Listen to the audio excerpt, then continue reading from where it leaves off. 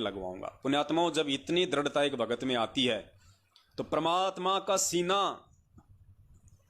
मारे खुशी के हिसार जेल में बैठे बैठे डबल हो जाता है कि ये हैं मेरे दृढ़ भगत, ये हैं मेरे हंस, जिनके लिए मेरी वाणी है कि गोता मारूं स्वर्ग में जा बैठूं पाताल, गरीब दास ढूंढता फिरूं अपने हीरे मोती लाल। ऐसी आत्माओं के लिए परमात्मा धरती पे आता है। और पुण्यात्माओं, इसीलिए भगवान ने ये थोड़ा बहुत समय हमें और दे रखा है कि जितना जल्दी हो सके मेरी आत्माएं काल एजेंट सतलोक आश्रम मैनेजमेंट हरियाणा वालों के चंगुल से निकल के, उनके षड्यंत्रों से निकल के, ज्ञान को आधार बना के सत्सेवकों के साथ में जुड़ जाएं, साध संगति से जुड़ जाएं, धार्मिक भंडारों में अपना सहयोग करें। क्योंकि इस पृथ्वी पे यदि कोई बचाव का वर्तमान में रास्ता है तो वो पूज्य गुरुदेव जी ने हमें बता दिया है, और वो रास्ता परमात्मा की भक्ति है। 5 यज्ञ हैं, और पिछले 7 वर्षों से काल एजेंट सतलोक आश्रम मैनेजमेंट हरियाणा ने काल प्रेरणा से वो भंडारे संगत में रुकवा रखे हैं, भंडारे संगत में बंद करवा रखे हैं। पहली बात तो मैनेजमेंट के पीछे चल के भगत अपने 5 यज्ञ पूरे कर ही नहीं पा रहे, और ऊपर से 5वां यज्ञ तो जो कि धर्म यज्ञ है वो तो बिल्कुल ही मैनेजमेंट ने बंद करवा रखा है। अरे पुण्यात्माओं, हमने भगवान बना रखा है अपना गुरु। अरे पूज्य गुरुदेव जी हमारे गुरुदेव हैं, हमारे भगवान हैं, और भगवान मिलने के बाद में अपने घर पे 10, 20, 100, 50 भगत भाई बहनों को बुला के उस भगवान की चर्चा करवाने के लिए, और मुझे एजेंटों की जरूरत पड़ेगी, मुझे दलालों की जरूरत पड़ रही है। कौन लगते हैं ये मेरे सतलोक आश्रम मैनेजमेंट हरियाणा वाले? मुझे मेरे परमेश्वर ने सत्संग सुनने का सार्वभौमिक आदेश दिया हुआ है। अपने भगत भाई बहनों के साथ में मिल बैठ के सत्संग सुनने का, साथ संगति करने का सार्वभौमिक आदेश दिया हुआ है अपने सत्संगों में। तो मैं क्यों ना करूं? किससे डरूं और क्यों डरूं? और पुण्यात्माओं, जो व्यक्ति अपने भगवान का सत्संग अपने घर में रखवाने से डर रहा है, घबरा रहा है, अभी उसको इस परमेश्वर के ज्ञान की छींट भी नहीं है, भले ही वो अपने गले में 2-2 लॉकेट पहन के घूमता हो। पुण्यात्माओं, दया है आप सभी भाई बहनों के ऊपर और मुझदास के ऊपर, जो परमेश्वर ने आप और हम सभी को साथ संगति से जोड़ दिया है। परमेश्वर ने हमें अपना आध्यात्मिक ज्ञान देके, अपने विधान से रूबरू करवा के, और साध संगति के माध्यम से सबको, जैसे माड़ा में जो मन के होते हैं एक धागे के माध्यम से जुड़े होते हैं, इस प्रकार से परमात्मा ने साध संगति के माध्यम से सभी सत्सेवक भाई बहनों को जोड़ के रखा हुआ है। पुण्यात्माओं, बहुत सारी बातें हैं, आगे का वीडियो हम शुरू करें, लेकिन कोई भी चीज, क्योंकि हमारा लाइव आने का जो मकसद है वो केवल एक ही है, और वो मकसद आप और हमारा नहीं है। आप और हम 2 कोटि के जीव हैं। वो मकसद उस परमपिता परमात्मा सतगुरु रामपाल जी भगवान का है, जो अपने सत्सेवक बच्चों के अंदर सत प्रेरणा करके संगत में उस मैसेज को भिजवाते हैं, प्रचार करवाते हैं। और परमेश्वर का सबसे बड़ा जो मकसद है वर्तमान में वो यही है कि मेरे बच्चे, जो मैं गुरु रूप में आया हुआ हूं, मुझे पहचान लें। पुण्यात्माओं, कोई कितने ही पैर पीट ले, कोई अपने आप को कितना ही सयाना समझ ले, कितना ही अपने आप को चातुर समझ ले, इस भक्ति मार्ग पे यदि किसी प्राणी को, चाहे बहन हो, चाहे भाई हो, बुजुर्ग हो, चाहे बच्चा हो, यदि किसी को सफल होना है इस भक्ति मार्ग पे, तो बिना सतगुरु को पहचाने, बिना सतगुरु को जाने वो कभी सफल नहीं हो पाएगा। उसको जन्म मिलते रहेंगे जैसी भक्ति उसने की है। और परमात्मा कहते हैं धर्म तो 10 के नहीं 10 के तीनों लोक। जैसी हम भक्ति कर रहे हैं उस आधार से परमात्मा हमें आगे से आगे मनुष्य जीवन देता रहेगा। लेकिन पुण्यात्माओं, मोक्ष नहीं होगा, क्योंकि मोक्ष के लिए आप 2 नावों की सवारी नहीं कर सकते। आपको एक नाव की सवारी करनी पड़ेगी।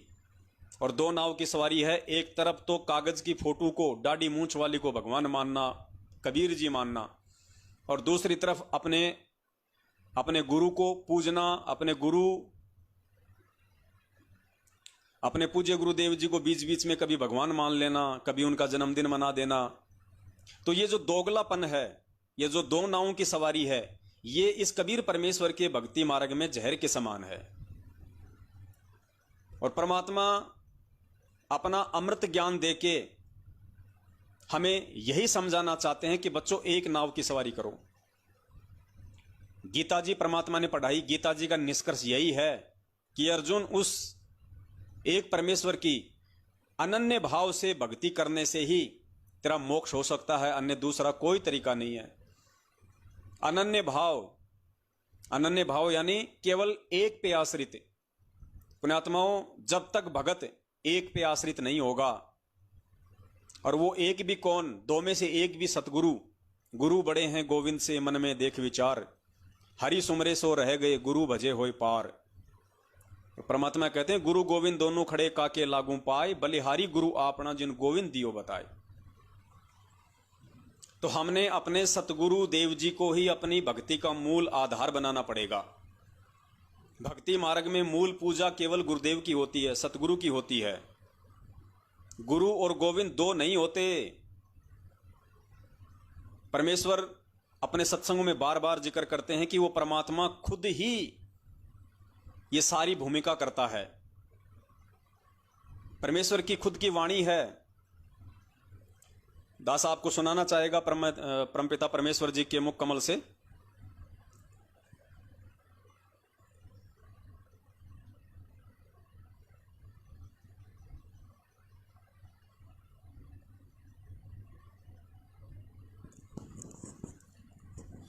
पुण्यात्माओं,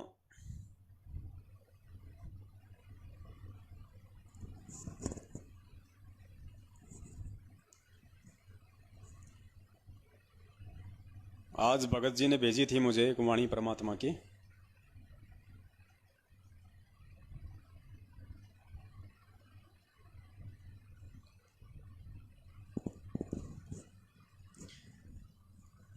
देखिए, छोटा सा सत्संग है परमात्मा का।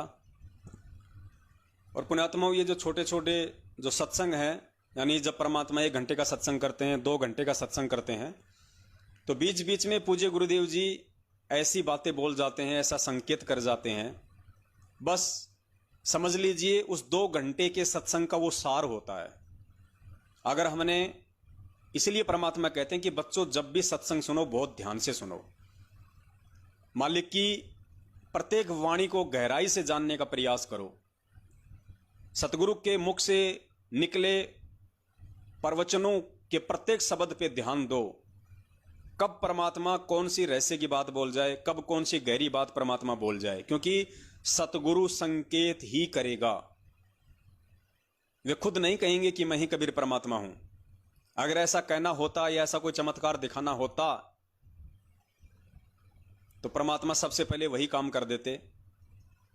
और अगर यही काम परमात्मा ने करना होता तो पुण्यात्माओं सोचो, यह काम तो परमात्मा 650 साल पहले भी कर सकते थे। लेकिन पुण्यात्माओं, हम चमत्कार देख के पार नहीं हो सकते, क्योंकि जब तक हम इस ज्ञान को आधार बना के और एडी से लेके चोटी तक अपने पूज्य गुरुदेव को नहीं समझेंगे, नहीं पहचानेंगे कि मेरा गुरु है कौन। क्या मैं अपने गुरु को एक 6 साढ़े 6 फुट के शरीर के रूप में गांव धनाना, जिला सोनीपत, हरियाणा में भगत नंदराम जी और माता इंद्रोमाई के घर में जन्म लिया हुआ मान रहा हूं, या मैं अपने पूज्य गुरुदेव जी को उन्हीं के सत्संगों के आधार से समझकर, निरख कर, परख कर साक्षात कबीर परमात्मा मान रहा हूं। और जब तक हम गुरुदेव को भगवान नहीं मानेंगे, क्योंकि पुण्यात्माओं बस यही एक पॉइंट है इस भक्ति मार्ग में। ये गुरुदेव जी के लाखों सत्संग करने का मुख्य जो मकसद है वो केवल एक ही है कि भैया मुझे परमात्मा मान लो, तुम्हारे सारे सवाल हल हो जाएंगे। तुम्हें और किसी फॉर्मूले की आवश्यकता नहीं पड़ेगी, तुम्हें और किसी भी सूत्र की जरूरत नहीं पड़ेगी। अगर तुम्हें सतलोक जाना है तो तुम्हें कहीं दिमाग लगाने की आवश्यकता नहीं है। तुम अपने गुरु को भगवान मान लो। अगर तुमने गुरु को ज्ञान आधार से अच्छी तरह से सारे सबूत और प्रमाण देख के अगर परमेश्वर के रूप में स्वीकार कर लिया तो पुण्यात्माओं मोक्ष निश्चित है। किसी का बाप हमारा हाथ पकड़ने वाला नहीं है। यहां पे तो सुनिए पूज्य गुरुदेव जी ने कितना बड़ा संकेत किया है अपने शब्द में। और परमात्मा कहते हैं कि सतगुरु साहिब एक है, दूजा ब्रह्म विरोध, और बिन सतगुरु सूझे नहीं। चाहे पढ़ो, ऐसी कुछ वाणी है परमात्मा के, चाहे पढ़ो 18 बोध। सतगुरु साहिब एक हैं। अब इसमें कहां डिफरेंट रह गया? अब इसमें दो कहां हो गए? परमात्मा क्या कह रहे हैं? सतगुरु साहिब एक हैं, यानी वो साहेब, वो कबीर परमात्मा जिन्हें तुम भगवान मानते हो, बंदी छोड़ कहते हो, उन्हें चाहे साहेब कह दो, चाहे परमात्मा कह दो, चाहे बंदी छोड़ कह दो, वही तेरे सतगुरु के रूप में आज धरती पे तेरे सामने प्रकट है, विद्यमान है। तो परमात्मा संकेत कर रहे हैं कि सतगुरु साहिब एक है और दूजा ब्रह्म विरोध। अगर तू उनको अलग अलग देखता है कि कागज की फोटो दाढ़ी मूंछ वाला तो परमात्मा है, कबीर जी हैं, ये असली भगवान है, और मेरे गुरु जी हैं, ये तो खाली संत हैं, उनके भेजे हुए नुमाइंदे हैं, उनके रिप्रेजेंटेटिव हैं, उनके प्रतिनिधि हैं, उनका संदेशा लेके आए हैं। तो परमात्मा कहते हैं कि बेटा ये ब्रह्म विरोध हो जाएगा, बहुत बड़ी बाधा में फंस जाएगा। परमात्मा कहते हैं दुविधा, परमात्मा कहते हैं दुविधा दुर्मति चतुराई में, ऐसी कुछ वाणी है परमात्मा की। दुविधा दुर्मति चतुराई में जन्म गया नर तोरा रे। दास को वाणी ध्यान नहीं आ रही परमात्मा की सही से। तो सुनिए ये परमपिता परमेश्वर का सत्संग। पुण्यात्माओं, समझने का प्रयास कीजिए। 27 साल हो गई हैं और आप और हम भी, कोई 10 साल से है, कोई 5 साल से है, क्योंकि इसमें वर्षों का कोई महत्व नहीं होता है कि कोई 20 साल से जुड़ा हुआ तो बहुत जल्दी समझ जाएगा। वो 27 साल वाले आज भगोड़े बन के घूम रहे हैं, 20 साल वाले आज भगोड़े बन के घूम रहे हैं, 15 साल वाले आज अपने स्वार्थों में लिप्त हैं। संगत को ज्योति पाठ और दान के नाम पे आम की तरह निचोड़ के चूस के डाल दिया है, अपने कर्म फोड़ लिए हैं, संगत के दान पे अय्यासियां कर रहे हैं, ऐसो आराम कर रहे हैं, मौज मस्तियां कर रहे हैं। तो परमात्मा को समझना कोई वर्षों के आधार से नहीं होता है, परमात्मा को समझना होता है भक्ति आधार से, पिछले जन्म जन्मांतरों के शुभ और अच्छे संस्कारों से। तो सुनिए परमपिता परमेश्वर के मुख कमल से। फिर क्या बताते हैं? सतगुरु साहिब एक है, दूजा भरम विरोधे। अब गरीबदास जी स्पष्ट कर रहे हैं कि सतगुरु और परमात्मा एक ही होते हैं, और दूसरा उसमें कोई समझता है तो उसकी अपनी बुद्धि के सत्र में कमजोरी है। सतगुरु साहिब एक है, ये दूजा भरम विरोधे। बिन सतगुरु सूझे नहीं, चाहे पढ़ो 18 बोधे। बिन सतगुरु के आप चाहे वेद पढ़ो, 18 बोध पढ़ो, कितना ही ज्ञान ग्रहण करो, आपको कुछ भी समझ नहीं आवेगा। गुरु बिन काहु न पाया ज्ञान, जो थोथा बुछड़े मूड किसाना। गुरु बिन वेद पढ़े जो प्राणी, समझन सार रहे अज्ञानी। और फिर क्या करें गरीबदास जी? सतगुरु और साहिब एक ही समझना। यानी ये ज्ञान जो आज आपको मिल रहा है, ये भगवान बिना नहीं बताया जा सकता। क्या कह रहे हैं पूज्य गुरुदेव जी? पुण्यात्माओं, सिर्फ इतनी सी कमी रह गई है कि गुरुदेव ने अपनी तरफ उंगली करके ये नहीं कहा कि मैं ही परमात्मा हूं। सिर्फ इतनी सी कमी समझिए, बाकी परमात्मा ने इस वाणी के माध्यम से कुछ कमी नहीं छोड़ी है। क्या कह रहे हैं परमात्मा? कि गरीबदास जी महाराज कह रहे हैं कि सतगुरु साहिब एक हैं। फिर गुरु जी कह रहे हैं कि पुण्यात्माओं, ये ज्ञान भगवान के बिना कोई नहीं दे सकता। सुन लीजिए एक बार दोबारा। तो फिर वो ज्ञान देने वाला आज कौन है? आज हमें वो ज्ञान कौन दे रहा है? यदि भगवान के बिना ये ज्ञान कोई नहीं दे सकता, ये कोई ज्ञान देने वाला और नहीं है, तो फिर पुण्यात्माओं हमें ज्ञान देने वाले कौन हैं? हमारे सामने बैठ के सत्संग कौन कर रहे हैं? पूज्य गुरुदेव जी। तो भगवान कौन हुआ? सिर्फ इतनी कमी हम कह सकते हैं कि परमेश्वर अपने आप को छुपाते हुए अपनी तरफ उंगली करके नहीं कह रहे कि वो भगवान मैं हूं, वरना सत्संग के माध्यम से परमात्मा ने कोई कमी नहीं छोड़ी है ये कहने में कि वो परमपिता परमात्मा सारी सृष्टि का रचनहार मैं स्वयं ही हूं।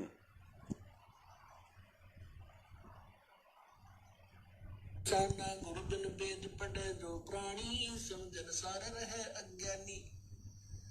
और फिर क्या करें गरीबदास जी, सतगुरु और साहेब एक ही समझना। यानी ये ज्ञान जो आज आपको मिल रहा है ये भगवान बिना नहीं बताया जा सकता, और भगवान इस दास पर राजी है। ऐसा अनमोल ज्ञान ऋषि महर्षि ब्रह्मा विष्णु महेश सर पटक कर मर गए, चले गए। इनको वेद समझ नहीं आई, इनको गीता समझ नहीं आई, इनको पुराणों का ज्ञान नहीं। गुरु मानुष कर जानते ते नर कहिए अंध, ओवे दुखी संसार में फिर आग काल के फंद। तो यहाँ भी गरीबदास जी कह रहे हैं सतगुरु साहेब एक है, ये दूजा भरम विरोध, और बिन सतगुरु सूझे नहीं, चाहे पढ़ो 18 बोध। बताओ पुण्यात्माओं, क्या कमी छोड़ दी परमात्मा ने समझाने में। अब देखो, इतना सा तो परमात्मा भेद रखेंगे, इतना सा तो जो पर्दा है परमात्मा रखेंगे, क्योंकि उस पर्दे को हटाने के लिए परमात्मा ने हमें तत्व ज्ञान दे दिया है, परमेश्वर ने हमें शिक्षा दी है। अब ये जो झीना सा जो एक पर्दा परमात्मा ने डाला है अपने और अपने ही दूसरे रूप उस परमात्मा के बीच में, अब ये पर्दा पुण्यात्माओं आप और हम सब ने ज्ञान आधार से मिटाना पड़ेगा, ये डिलीट करना पड़ेगा। ये सतगुरु और परमात्मा यानी गुरु और गोविंद के बीच की जो खाई है, ये खाई पुण्यात्माओं आप और हमने ज्ञान को आधार बना के स्वयं ही मिटानी पड़ेगी। और जो व्यक्ति ये खाई भी नहीं मिटा पाएगा वो व्यक्ति सतलोक जाने के काबिल नहीं है, फिर उसको आगे और असंख्य जन्म लेने पड़ेंगे, क्योंकि परमात्मा जबरदस्ती करता नहीं, परमात्मा बाई फोर्स करता नहीं। जब तक ये आत्मा अंदर से परमेश्वर के ज्ञान से, सत्संगों से, पांचों यज्ञ से, भक्ति से रिचार्ज नहीं होगी, तब तक वो परमात्मा इस आत्मा को जबरदस्ती पकड़ के सतलोक नहीं ले जाएंगे। पुण्यात्माओं, आज मौका है, आज परमेश्वर ने हमारे को रॉकेट चार्जर लगा रखा है। आजकल जो बड़े बड़े फोन आते हैं उनमें वो ऐसे ऐसे चार्जर आते हैं जो 1 घंटे में पूरी मोबाइल को चार्ज कर देते हैं। 5000 mAh की बैटरी को भी 1 घंटे में चार्ज कर देते हैं, 45-45 मिनट में। तो परमेश्वर ने आज कलयुग की पिछली पीढ़ी में आके हमारे को भक्ति का वो सुपर चार्जर लगा रखा है। और आज भी यदि हम अपनी आत्मा को ज्ञान आधार से रिचार्ज करने में, फुल चार्ज करने में चूक गए, दोबारा ये मौका नहीं आएगा। इतना खुल के गुरुदेव ने बोल दिया है, इससे ज्यादा परमात्मा और क्या बोलेंगे। उसके बाद भी परमात्मा ने और बहुत सारे संकेत, बहुत सारे जो क्लू हैं वो हमें दिए हैं, और देख लीजिए एक आधा।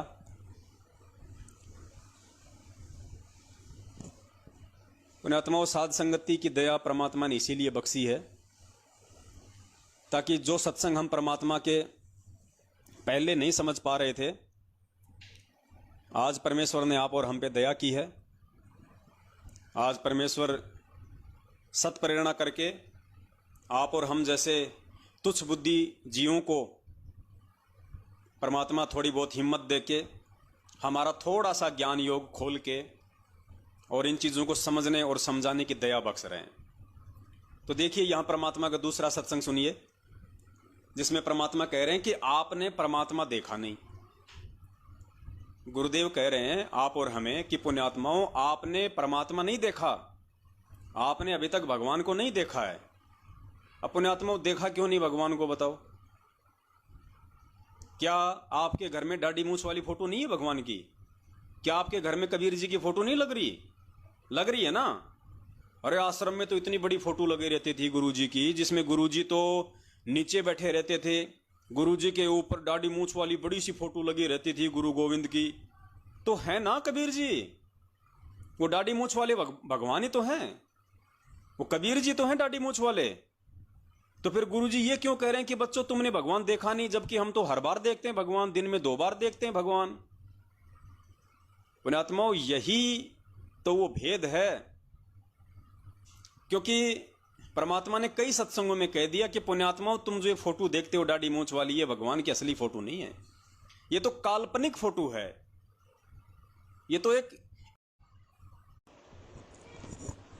पुण्यात्माओं, बीच में थोड़ा सा डिस्कनेक्ट सा हो रहा था, पता नहीं क्या प्रॉब्लम है। परमात्मा ने दया की है, फिर से जुड़ गया है। तो सुनिए ये परमपिता परमेश्वर का छोटा सा सत्संग, जिसमें गुरुदेव खुद ही रिजेक्ट कर रहे हैं और परमात्मा कह रहे हैं कि आपने परमात्मा नहीं देखा। तो कितना बड़ा संकेत दे दिया भगवान ने, कितना गहरा संकेत दे दिया पूज्य गुरुदेव जी ने ये बात कह के कि पुण्यात्माओं, आपने परमात्मा नहीं देखा है।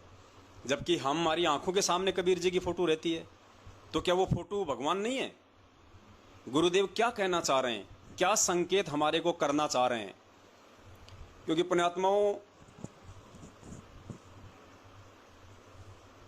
खुद यदि ये गुरुदेव ये बात बोलते हैं सन 1994 में कि भाई मैं हूं वो कबीर परमात्मा, मैं हूं वो कबीर भगवान जो 650 साल पहले आया था, तो पुण्यात्माओं आज आप जो ये थोड़े बहुत जो भगत उनके देख रहे हो, ये भी आपको दिखाई नहीं देते।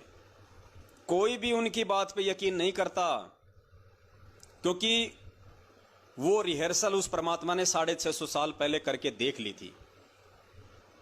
परमात्मा ने खूब कहा था कि सुन रामानंद राम हम बावन नरसिंह, और दूसरी वाणी में कहा था कि ए स्वामी सृष्टा में सृष्टि हमारे तीर, हम ही अलख अल्लाह हैं कुतुब गोस और पीर, गरीब दास खालिक धनी हमरा नाम कबीर।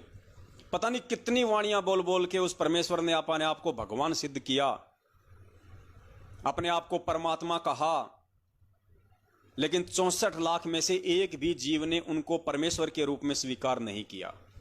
उनको नीरू नीमा के बेटे के रूप में ही मानते रहे कि कोई विधवा ब्राह्मणी थी जो गर्भवती हो गई, कंवारी थी, लोक लाज के मारे बच्चे को लहर तारा तालाब पे छोड़ के चली गई।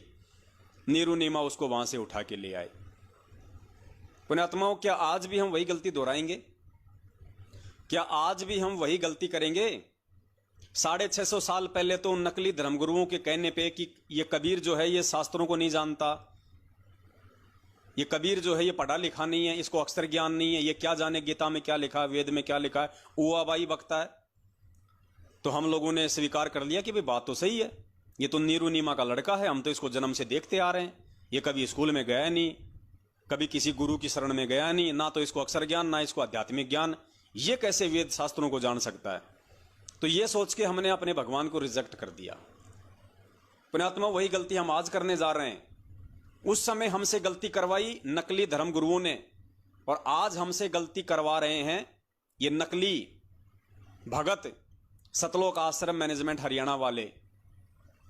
पूज्य गुरुदेव जी का कलयुगी परिवार, उनके बेटा बेटी भाई बंधु रिश्तेदार जवाई, आज वो गलती ये लोग हमसे करवा रहे हैं, ये कह के कि गुरु जी का तो मां के गर्भ से जन्म हुआ है, गुरु जी का तो जन्म हुआ है।